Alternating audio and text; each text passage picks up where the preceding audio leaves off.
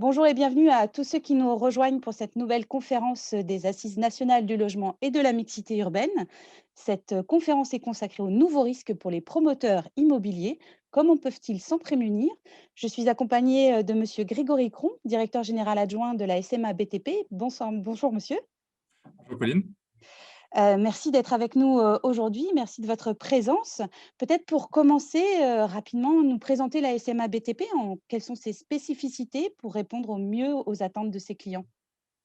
Bien sûr, tout d'abord, bonjour à tous. Je suis ravi de pouvoir intervenir aujourd'hui devant vous dans le cadre de ces assises du logement et de la mixité urbaine. Je regrette évidemment de ne pas pouvoir être parmi vous aujourd'hui au sein du CESE comme c'était prévu initialement, qui plus est dans la dernière année de présidence de Patrick Bernasconi.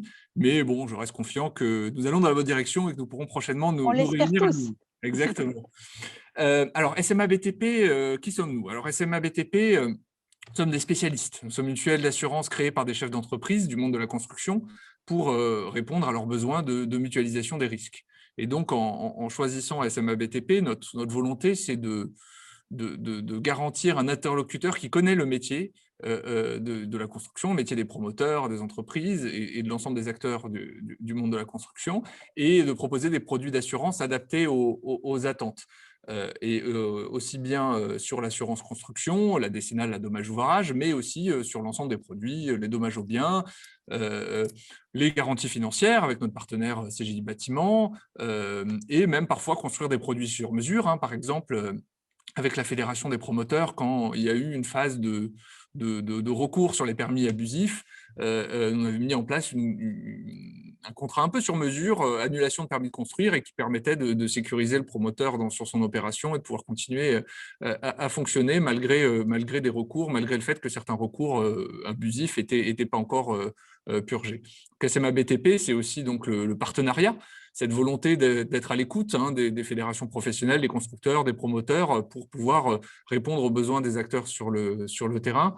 Une illustration, c'est des comités consultatifs régionaux que l'on a mis en place, auxquels on cherche à créer justement ce relais entre SMA BTP et l'ensemble des sociétaires, à pouvoir échanger sur les problématiques, les sujets rencontrés dans chaque région, et donc ainsi pouvoir Donc vous optimiser, répondre. adaptez, vraiment au plus près du terrain, au plus près des besoins.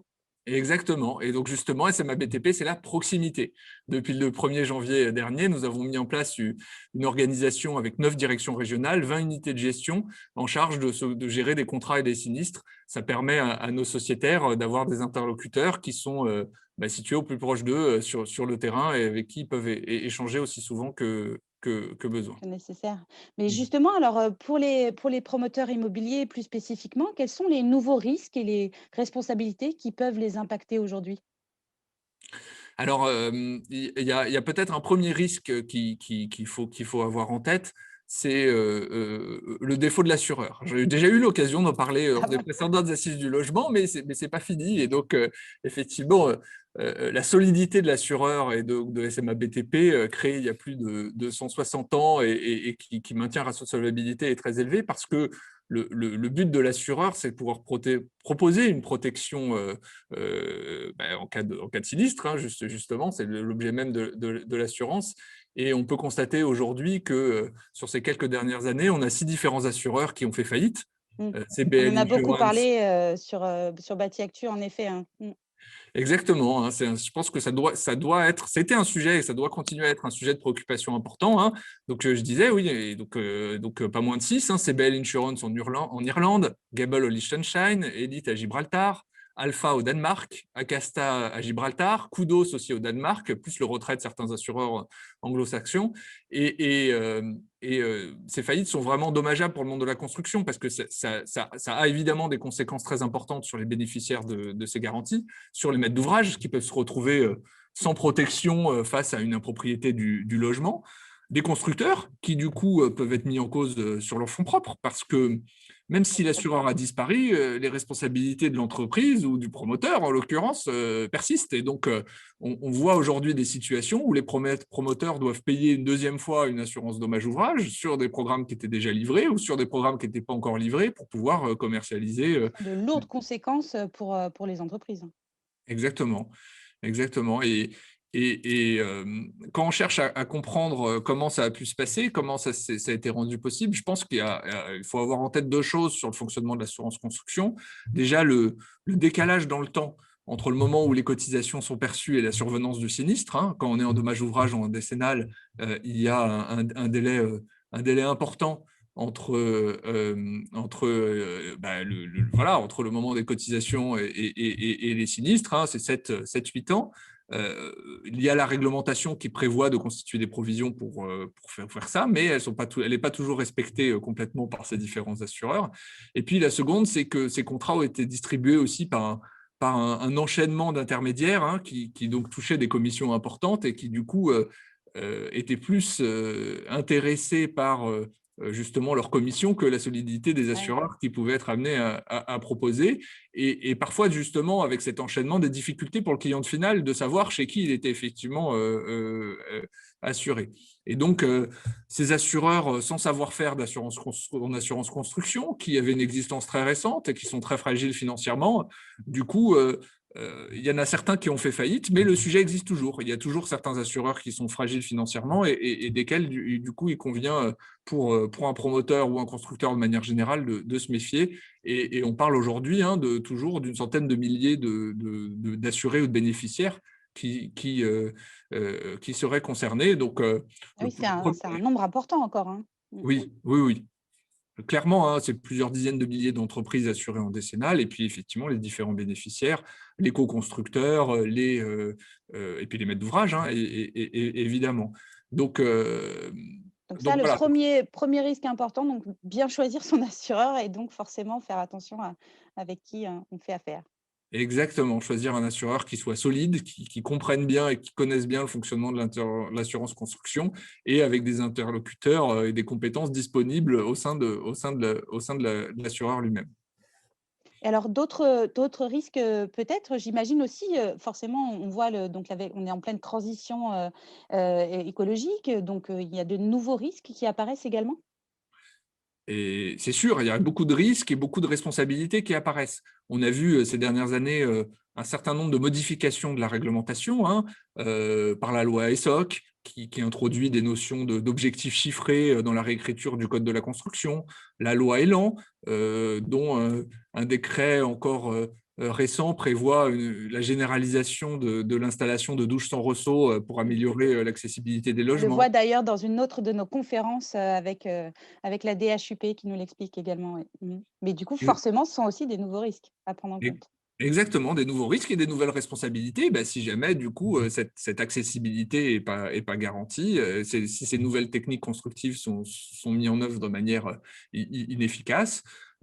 Et puis c'est pas fini, hein. Il y a beaucoup de projets de loi devant nous, hein. Là, il y a la loi D'accord. énergie-climat, il y a la loi sur l'économie circulaire, hein, Ah qui, oui, elle, donc a le introduit. réemploi des matériaux, c'est ça, hein, la problématique du réemploi des matériaux, j'imagine que ça ouvre aussi de nouvelles responsabilités auxquelles il faut Exactement. Il faire y a, il y attention? a, il y a les obligations sur le diagnostic déchets. Il y a Mmh. aussi la responsabilisation accrue du producteur de déchets, c'est-à-dire d'assurer le constructeur qui a l'obligation de s'assurer du bon traitement des différents déchets qui sont produits, et la favorisation du réemploi. Alors effectivement, euh, euh, sur le réemploi, on est sur quelque chose encore de récent, De récent, euh, oui. Mmh. mais qui effectivement va occuper une place de plus en plus importante.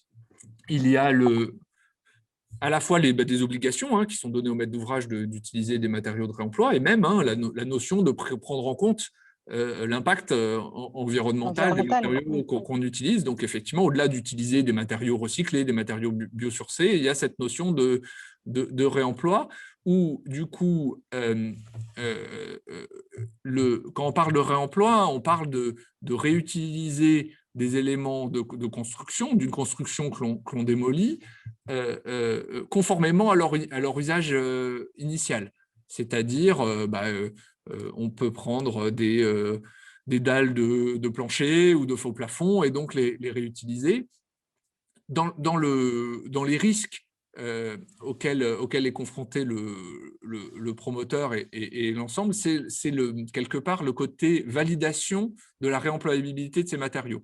Une des questions qui est importante à se poser, au-delà de l'identification de ces ressources et de gérer la chaîne logistique pour pouvoir les réutiliser, il y a pour moi un maillon qui est important, qui est la validation du côté réemployable de ces matériaux, de vérifier que le matériau, qui n'est plus neuf, pourra du coup être réutilisé pendant une durée de vie d'au moins 10 ans, de préférence un peu plus, par rapport, et donc quelque part assurer la bonne destination de l'ouvrage pendant moins de 10 ans. Et je pense qu'il y a des réflexions qui sont en cours sur ce sujet-là, qui n'est pas nouveau, mais c'est important de structurer un petit peu cette démarche, de réfléchir avec l'ensemble des acteurs pour éviter qu'il y ait des problèmes et qu'il y ait des rejets après cette technique, parce qu'il y a vraiment du potentiel. D'ailleurs, la Fondation Excellence SMA est en train d'organiser un colloque d'ici la fin de cette année pour pouvoir échanger et débattre sur le sujet. Et puis, il y a quelques opérations de construction aussi qui sont en cours, sur lesquelles pour le promoteur, c'est important de se poser la question le plus en amont possible sur justement l'assurabilité et la validation de ces différents processus dans son opération. Alors j'imagine aussi, on parle aussi de préfabrication, on parle aussi vous en avez parlé tout à l'heure de nouveaux matériaux. Ce sont aussi des choses qui sont à prendre en compte, et face auxquelles il faut savoir qu'on a des responsabilités. Effectivement, les innovations qui modifient du coup les risques et les responsabilités du promoteur, elles sont un peu partout. Elles sont dans le changement des modes constructifs. Notre démarche, elle est effectivement d'essayer d'analyser ces risques et puis d'accompagner nos sociétaires dans ces démarches-là. Par exemple, nous avons été l'assureur en dommage ouvrage de la première maison qui a été construite avec une imprimante 3D. Ah oui. Donc, ça fait partie des innovations. C'est pas encore quelque chose qui est très répandu, mais c'est quelque chose qui existe, qui est testé et qui pourra, en fonction des évolutions technologiques, peut-être être amené à se généraliser un jour. Il y a évidemment la préfabrication, qui est un mode de construction qui se développe aujourd'hui. Donc, finalement, on voit qu'on pourrait croire que l'assureur, c'est celui qui va freiner des cas de fer pour l'innovation, mais pas du tout. Ce que vous nous démontrez, c'est que finalement, vous accompagnez aussi toutes ces innovations pour justement leur permettre et permettre aux gens qui innovent et aux gens qui les mettent en œuvre de pouvoir continuer en fait en les protégeant aussi face à ces responsabilités. Peut-être, j'imagine aussi en tant qu'assureur, comment vous êtes adapté comment vous adaptez-vous à vos sociétaires face à la croissance aussi de la digitalisation? C'est un gros sujet dans leur activité. Comment est-ce que vous les accompagnez? On parle aussi il y a eu beaucoup de développement de cyber-risques. Comment est-ce que ça se passe de ce point de vue-là? Alors effectivement, le digital est de plus en plus présent. Il est présent avec les objets connectés, par exemple, qu'on peut retrouver de plus en plus dans les bâtiments eux-mêmes. Et donc, c'est déjà d'avoir des produits d'assurance qui automatiquement sont capables d'intégrer ces objets connectés dans le fonctionnement et dans l'analyse des risques. C'est aussi proposer des garanties pour les promoteurs eux-mêmes. Les promoteurs eux-mêmes utilisent du coup de plus en plus de données numériques, de fonctionnement avec des objets connectés eux-mêmes, des ordinateurs, des tablettes, et donc sont plus quelque part vulnérables à des Oui, c'est ça, cyberattaques. il peut y avoir des brèches, des cyberattaques, des hackers qui peuvent pénétrer dans leur réseau. Exactement, il peut y avoir des attaques, mais il peut aussi y avoir des pannes ou des erreurs Oui, humaines aussi. qui font qu'on perd des C'est données. vrai, on oublie en fait, mais ça peut être aussi un dysfonctionnement. Oui. Exactement, exactement. Et donc, dans cette logique-là, on a mis en place une garantie des risques cyber, hein, pour effectivement nos différentes entreprises et promoteurs pour pouvoir leur proposer une solution d'assistance, hein, notamment dans les cas de cyberattaque, pour pouvoir les aider à définir la procédure à suivre et puis limiter les conséquences d'une atteinte au système d'information. Et puis, il y a aussi des risques spécifiques avec le développement d'outils numériques sur les chantiers, hein, donc avec la maquette numérique, le BIM, Ah oui, le BIM, oui. qui, du coup, peut impacter non pas le promoteur lui-même, mais le promoteur avec l'ensemble des intervenants du chantier et en dehors des locaux ou du fonctionnement habituel de l'entreprise. Et donc là, on a fait une innovation mondiale en créant un produit de tout risque chantier cyber. Et Ah donc, oui, donc c'est spécifique, pour le chantier?